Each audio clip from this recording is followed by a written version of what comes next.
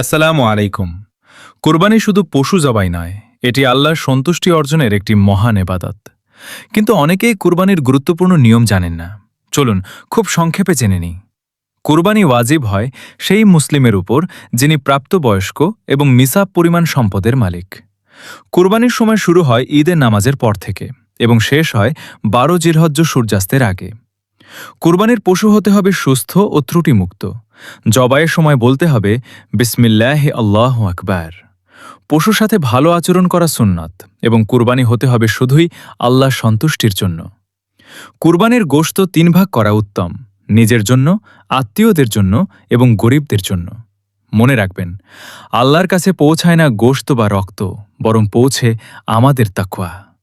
আল্লাহ আমাদের সবাইকে সঠিকভাবে কুরবানি আদায় করার তৌফিক দান করুন। আমিন। এমন ইসলামিক ভিডিও পেতে সাবস্ক্রাইব করুন এবং ভিডিওটি শেয়ার করুন।